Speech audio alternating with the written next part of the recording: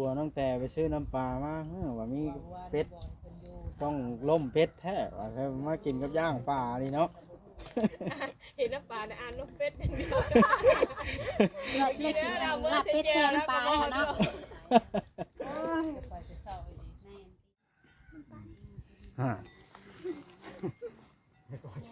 ลำบากมันยังมันดูภาษา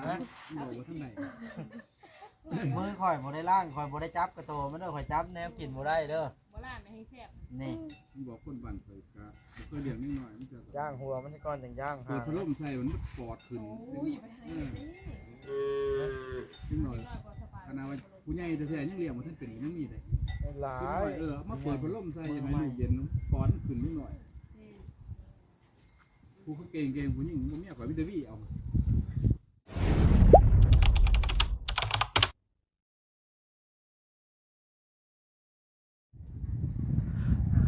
พี่น้อยดูเปิดภาพขึ้นกับตอนบ่ายแก่บ่าย2แล้วพี่น้องเลยผู้คนก็ยังไม่ได้กินข้าวอยู่น้องแต่สิกลับมื้ออื่นเพิ่นว่าตอนนี้เพิ่นมาพักอาศัยอยู่เพื่อนป้านางพี่น้องเลยตัวเพื่อนเอ้ยนางนั่นแหละโอ้สาวไล่และก็สาวมุกดาและก็สาวนวลเพิ่นมาป่าเผาเตรียมสิกินสลองก้อนกับเพิ่นว่ากินห่วมผ้าเพื่อสิหิวข้าวหิวน้ำเมื่อละแต่ละคนเบิ้งสิอันเอาขนมไปให้ห้องท้องสักก้อนเล็กๆจักหน่อยเอ้าย่อกันอีกแล้ว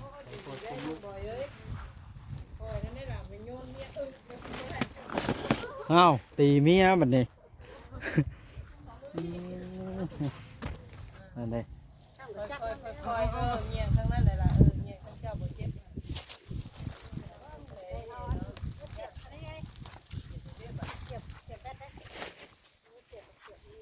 สบายดีเขาหิวข้าวแล้วบ่เนี่ย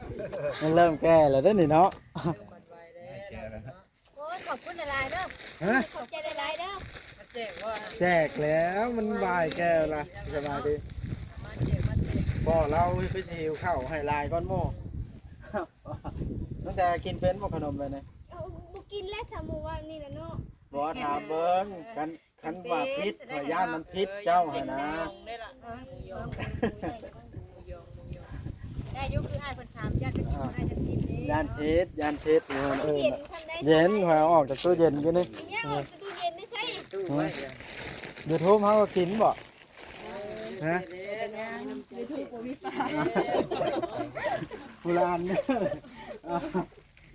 ขอบใจเด้อ ไม่ได้เอาไว้ ได้ เด้อ ได้ เป็นถึงเลข กิน 6 น้ำ ตัว กัน เด้อ แต่น้ำครับอ้าว เอาบัตรตัวเองนะ เอ้าข่อยกินแล้ว เอาเสียสละให้อันนึง บ่เฮ็ดกินข่อยยังบ่ได้อยาก เอาไปอยาก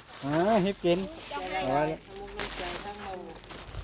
อ่า ปล่อยเนาะไว้บ่บด บ่เราจากเล่นมุกซื่อๆนะเราฮู้จักอยู่ไปพบกันประจำ ไปลือ นั่นเข้าปลาเผาเนาะ บ้ายจะแค่แล้วคิดว่าต้องอยากข้าวแล้วป้าต้องแต่บ่เลี้ยงนี่ เลี้ยงเอ้ย เพิ่นมาอยากเลี้ยงจุเอื้อยนี่เด้เพิ่นเมื่อป้ามื้ออื่นเด้น้ำใจเพิ่นเห็นบ่ อันนี้ถ้าพ่อเพิ่นก็ได้ดีวลีเนาะ กินกันเด้อ เอาเลยมันบ่าย2แล้วเด้อนี่ค่อยเข้าแต่ละคลิปค่อยอดย่องสาวมุกดาวันบ่ได้ เป็นแบบที่ได้มาบอดนะ หือ ต้องเลยเนาะ ค่อยสิไปโทรหาบ่าวทาอย่าให้เมียไปทั่วทีปแล้ว อย่าเด้อเดี๋ยวนี้เรายังบันไหวอยู่เด้ออย่าเด้อ บ่งามก่อนปีกายนี่ช่องเทื่อพอ บ่แม่นเป็นย้อนได้ลูกว่าจักสั จุกถุงแล้วงามก่อนปีกายนี่ โอ้ไปใส่บ่ปีกายนี่ก็งามแต่ว่าบ่ซ้ำนี้ แล้วปีนี้เขาไปเฮ็ดหยังมา เจ้าไปเฮ็ดหยังมาถามอีหลี แต่คือเก่าหั่นแหละ บ่คือเก่าบ่คือเก่า นั่นแหละคนทำบุญหลาย มันเป็นเลยบ่ได้แบบว่า มีออร่าขึ้นเดี๋ยวนี้ สะพานบุญนี่เนาะสีสันมันอยากจับได้บางคนแบบเฮาเข้า ทำบุญ ทั แล้ว นได้ มันจิตใจมันก็สบาย แต่ ได้ ว่าสามสาวนี่ไพ่งาม เวลา จ้ะ สี ฮะ สามสาวนี่ไพ่งาม เอาทำบุญแล้วสบาย สี่ซะ สี่ ห้าทั้งเจ้าซะ บ่แล้วมีผัวเลย นี่เด้สาวใหญ่ ผู้สาวหมดบ่ซะนี่ สาวบ่ได้ มีผัวผู้เดียวนี่บ่ มีผู้เดียว โอ้ยสร้างว่าซะเนาะ นี่โสดตัวข้าวโสดเป็นบางมื้อ บ่มีครัวจันไปบ่ อืม เพื่อนมีคือเก่าบ่ เพราะเฮานี่บ่แม่นว่าสีว่านั่นเนาะมีบ่มีก็บ่มีหั่นนะเขาไปดำไรน้ำเฮาเนี่ยก็ว่าบ่มีนะ 1 2 3 4 5 6 7 บ่ได้ดำไร ปลาตัวเดียวนี่บ่น้องแต่สิกินแบบใดบาทน่ะ เอาจังได๋รอน่ะรุ่นบ่ปลา คอยแรก ว่า คอยจะมาหุงปิ้งปลา อ๋อ มันมุง นี่เลยนะเพิ่นตำหุยบ่ได้จังหน่อยเนาะใจของน้องเพิ่น ว่านี่ตำหุงปิ้งไก่ไม่ว่าจะกินตำหุงปิ้งปลาแน่เอาเนื้อทำมันเข้า ถึ กั ง น เมื่อปลากันมันขึ้นฮอดแล้วบัดนี้ โอ้เมื่อบัดนี้เพื่อสิได้พ้อกัน มื้อ บ่ เช้า ง่าย นี่ เนาะ เสียทับข่อยไปเช้าพุ่นแหละ พุ่นแล้วมันสิมีงานพระบาทงานบ่แซงพุ่นแหละมันเสือเลยพุ่นเสือเลยลงไป อ๋อ นี่มา7:00 นเช้า เห็นนั่นผัวน้องแต่ไปซื้อน้ำปลามาว่ามีเป็ดต้องล่มเป็ดแท้ว่าถ้ามากินกับย่างปลานี่เนาะ เห็นน้ำปลาในอ่านน้ำเป็ดอย่างเดียว เราสิได้กินลาบเป็ดแช่น้ำปลาแล้วเนาะ ไปเช้าดี แม่นตีโจกันทุ่ง เช้าได้แม่กันเลยจะไปได้แล้ว เอาแล้วสิประมาณหั่นแล้วเฮ็ดได้ซั่นเพราะว่ามันไม่เคยอยู่ลูก เจ้าขี่รถโดยสารเข้าไป แม่เพิ่นมาหั่นเอาตีโจ ขนมมันบาบอนกัน แซ่บได้ แซ่บนะ ห่าน แซ่บอยู่เลย แซ่บแล้วคันตะเว้นค่อยก่อนนี่แห้งแซ่บแห้ง เพื่อย่างปลาถ้าเจ้าซุก หน่อย นะ พวกแจ็คสันขอกินแล้วมันจากเงาแล้ว ยาวเด้อ ค่อยยังได้กินเพอก่อนจังแรกเขามาเที่ยงหมูรอด ค่ะมาบอก นั่นเลยเนาะ เด้กินในแกงแห้งนะ แซ่บไปดิกรอบนอกนุ่มในยังไม่กินแซ่บ คือนะคนเว้าคือนี่เนาะ คือไว้ก็แซ่บแล้ว ไม่เด้อ นั่นเด้ อย่าลืมได้ว่าหนาไม่ ตั้งแต่สิเมื่อจักโมงมื้ออื่น เรื่อยๆขึ้นงามกว่านี้นะเนาะ ให้คำตอบมาได้ เพราะว่าบทเตียงมาส่ง โอ้บ่เตียงสิมาห้ามเอา พอดีต้องได้เชียร์อีก โดย บริเทียก่อนมีบ้าน โอ้บริ แสดงว่าบ่เช่าไปได้แล้วเพื่อบ่เตียงเราอันมาบ้านเราอยู่ไกลเนาะอันนี้อันเอาน้ำลายทาให้เมียกินละ น่ะพี่น้องได้เห็นภาพแบบนี้แล้วก็ที่ทุกคนต้องดีใจเป็นสองคนได้เพิ่นนี่ก็หวานกันหักแพงกันบ่ทิ่มบ่ป้ากันพี่น้อง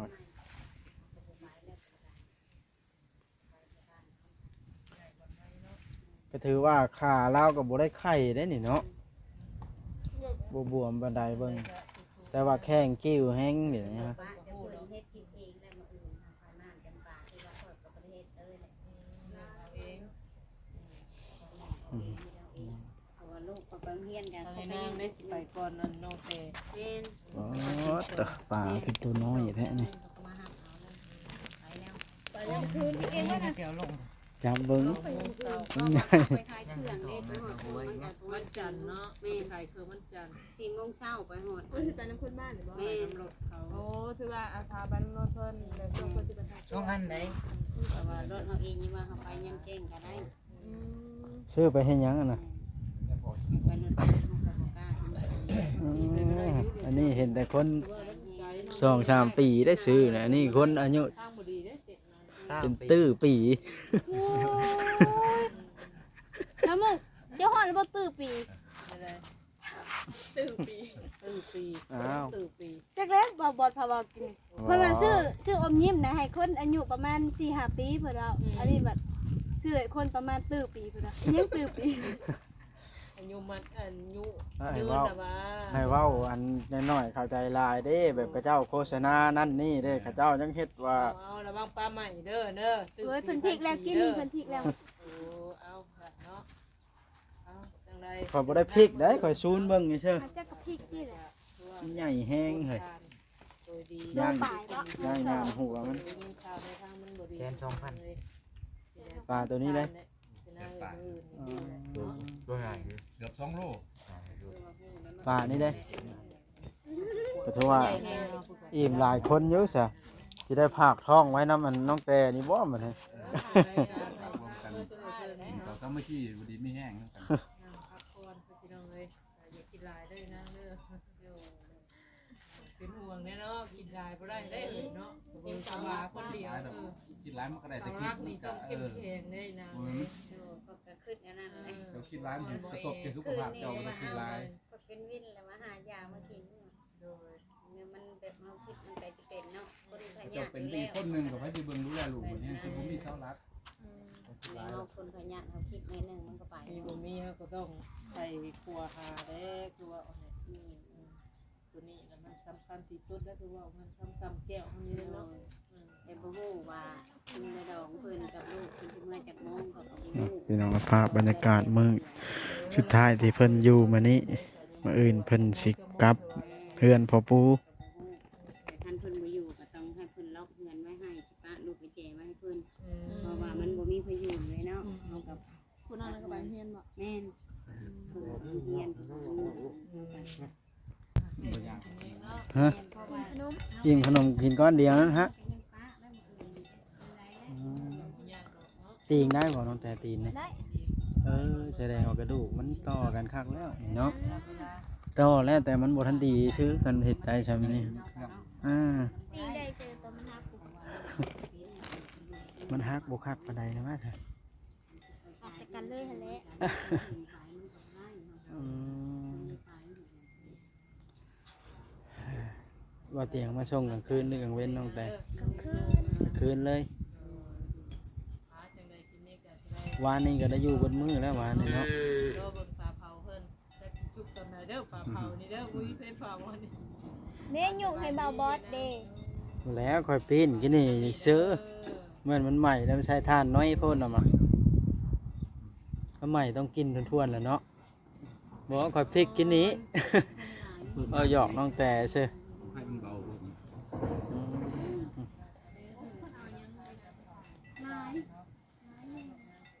ก็ดีตั้งแต่เราอันบัวจ้อยเนาะปกติคนเจ็บนอนก็รับปกติบ่ตั้งแต่ ก็รับตอนหัวแรงครับนอนเดึกได้เลย เอ มื อ อนอนเดึกมันนอนคือสิรับเนาะเพื่อ หันไอ้นี่วะ เพื่อเทียนตีนให้มันเชิง ต้องเบิ่งตีนเองว่ามันเชิงก็ตีน แต่ว่าแต่ข้าบาดเจ็บนี่เราบ่ได้ค่อยแข้งแดดผิวแล้วขาวขึ้นเนาะ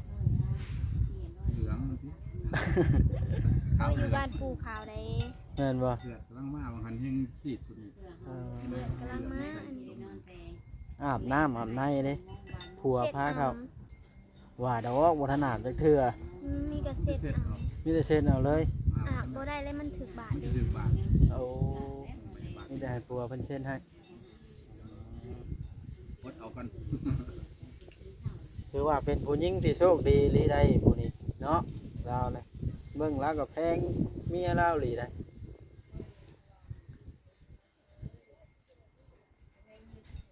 น้องกระตุกเพิ่นมาเยี่ยมหรือว่ามานี่หรือเพิ่นบ่ฮู้ครับ จักเด้เพิ่นเบิ่งคลิปติเพิ่นบ่ได้โทรหาบ่ได้ เอา โทรหาได้ก็เว้ากันสิหาคำ รับเราก็ไปมายากเนาะแฮงเริ่มท้องกระป้องขึ้นแล้ว โอ้ยมันสิออกแล้วแม่นบ่ป้องแล้ว ว่าดอกสิออกแล้วว่าได้กินนี่4-5 เดือนหากผ่านมาเดือนเดียว โอ้มันบ่แม่นแล้ว4-5 เดือนเพิ่นสิได้เดือน1บ่เดือน1เดือน2นี่ได้ตุกนะ เดือน1เดือน2สิมานี่ ม โอ้ยไปได้พอดีหน้าหนาวเลยมันจะลายเล็กน้อยแล้วหน้าหนาว แม่นะสบายแล้วเนาะ สำบายแม่ แม่นะ แต่ว่าเล็กน้อยนี่มันสิดูแลยากในหน้าหนาวนี่มันอยากเป็นหวัดเป็นหยังชาลูกคอยตอนนั้นบ่จักแนวเฮ็ดตันดังจัก บา ไม่ ง งั้น แต่แม่เลี้ยงลูกว่าท่านเป็นนั่นแหละสำหรับผู้เขาเก่งไว้ใจได้อยู่ แม่ สิเก่งเก่งเลย นี่แม่ก็แห้งยังน้อยแห้งเนาะ อย่างบ่ท่านหูภาษาเลี้ยงลูกน่ะอีพี่เอาเสียดแนวใดเล็กน้อยนั่นน่ะยังเป็นห่วงอยู่ห่วงตัวนี้แหละ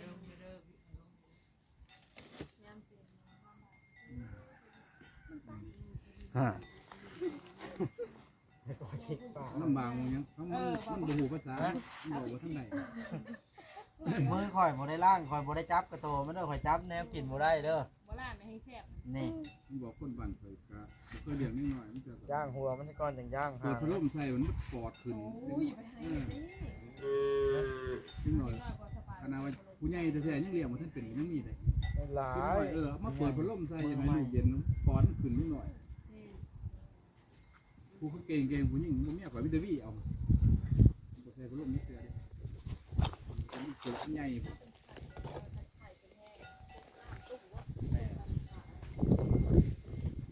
เป็นห่วงน้ำอยู่อันนั้นก็น้องกระตุกมันน้อยแห้งดี แต่ตามนี้ผู้ดูแลน้ำบ่ไข่หรอก คันแบบว่าแม่อันย่าเพิ่นนั้นเบิ่งน้ำบ่ป้าซะไว้วางมือแนะไปวางมือให้เท่าแต่น้องกระตุกผู้เดียวโอ้ยคือสภาพมาคนบัดเนาะคือเห็นนั่นแหละมันซ้ำน้องแต่ในใครใหญ่แหละ เขาแล้วนี่ เขาก็ยังเป็นห่วงคือเก่าแหละเขาบ่เคย บ่เคยเนาะ ไปชิดกับแม่เพื่อแม่ เริ่มพลิกแล้ว เพิ่นว่ามือบ่ล้างแล้วบ่จับตัวมันได้เพิ่นว่าได้ แสดงว่าได้กินขี้มือข่อยละแต่ละคนมื้อนี้ฮะข่อยจับแล้วเด้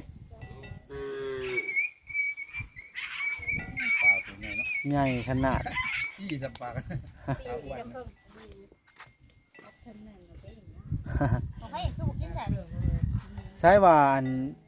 ตำบังหุงปิ้งปลาเป็นไผเป็นผู้อันดำเนินการบังหุงบังหอย บ่มีบ่ฮู้ได้ บ่มีบังหุงซับ ทำบ่ได้บ้าน เออ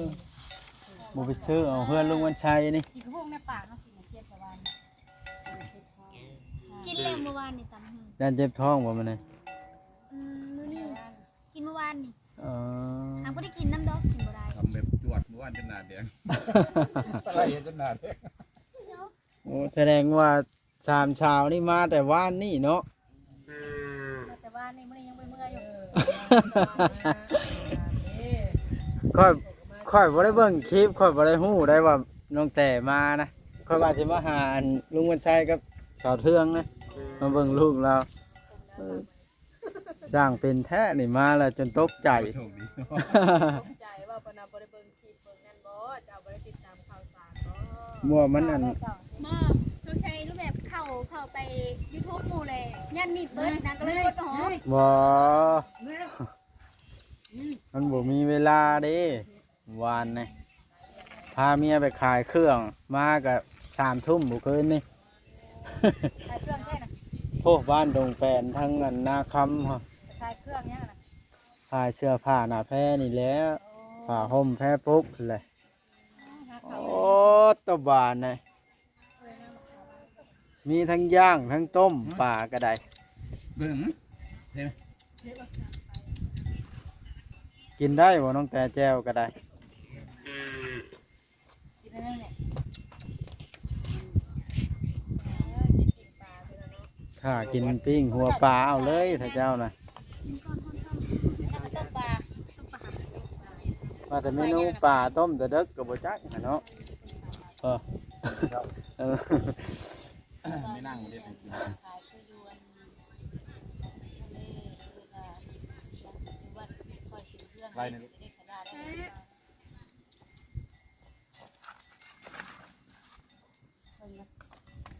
ยังไม่ได้กินง่ายหรอกเตาน้อย ก็มีอันแนวปิดน่ะเอาแนวมาปิดมันสิสุกผมขึ้นมา มันบ่มีอยู่แล้ว มั่งขอบเนาะ แม่ นั่งข้อว่า อันนี้มันอีกอย่างมันก็ลมมัน หวานหมดเสมอ มันฮ้อนว่าเสมอฮ้อนแต่ข้างล่างนะก็มันฮ้อน นะ อ๋อ บ่ขาดก็ได้ เบิ่งเบิ่ง นี่มันก็บ่เป็นหยัง แต่หมาลายแท้นี่ มาไว้เป็นพอได้เฮาโจรเฮาจีน พัตเตรียมยาเตรียมนี่ให้กินตรงเวลาหรืออันครัวเพิ่นนี่ก็ได้ครัวคือบ่กินใช่บัดนี้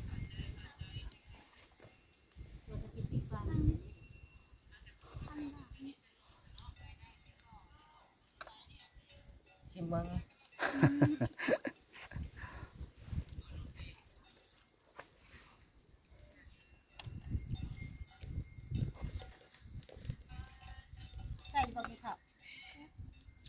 ซ่บปัดคำทำอีก้อยนี่เนาะ ทำยังบ่ได้เนาะ ดีไหม นั่นคือคำข้าวโบราณพระเจ้ากินทำกำปั้นนี่ได้คนตะกี้กิน อิ่ม ขึ้นมาแต่ไถนาไถควายช่ำเนาะพ่อมันปั้นจ้ำถ้วยมักตูมเขาบอกว่ามันตกใจอยู่ดอก เออกินตรงเวลาทุกคาบเลยบ่อยากแบบเศร้าเว้นแรงตอนเด็กก็ลูกกิน บ่ อืม กินก่อนนอนบ่ตื่นยามใดกินก่อนตื่นตื่นหาเตื้อกินหาเตื้อ นึกว่าตื่นยามใดตื่นยามนั้น แล้วหมอบอกกินก่อนนอนตื่นมาเรียนขึ้นก็กิน แล้วก็บ่บอก แล้วบ้านใหญ่ เอาบ่เป็นหยังเอาขึ้นเตา โอ้คันเฮ็ดแบบนั้นเจ้าเพิ่งจังหน่อยบายก้นกับซ้ำนี่คักแท้ได้ฮะ เอาไม้เคี่ยวนี่บ่ แล้วจับ เฮาก็เอาไม้เคี่ยว บ่เบานี่แล้วยังใช้ถุงมืออยู่แล้วครับ เดี๋ยวสิประชดไปแล้วนะ แก้วอีหละนะคะถ้วยน้อยค่ะก็บ่เอาเงินไปน้อง หมูเด้ แก้วเพิ่นอันนี้ค่ะเพิ่นให้กินเพิ่นเจียวยัง น้องบอยเพิ่นนั้นถ่ากินปิ้งปลายักษ์ละบ่สุกเลยบัดนี้เนาะอิ่มก่อน กินที่เก่า อิ่มก็กินอีก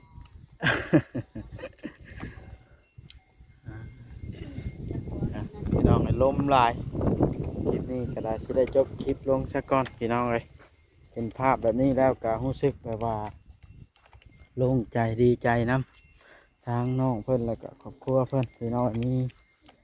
ทางต้องหายแล้วแบบนี้เนาะย่างก็ได้แล้วแต่ว่าก็ยังเย็กอยู่พี่น้องเอ้ยตัวนั่นสิเป็นเฮือนอันกับสาวเทืองเนาะเขาสิไปหาเบิ่งลูกเพิ่นอยู่จังใดเฮือนอันนี้ลุงวันไส้พี่น้องเพิ่นไปเก็บกระโปงกระป๋องอยู่เพิ่นอยู่หรือบ่อันนี้ก็ได้ถ่ายคลิปนี้เขาสิย่างไปเบิ่งเพิ่นพี่น้องเลยเอาโอเคเด้อพี่น้องเด้อคลิปนี้ก็ได้เนาะ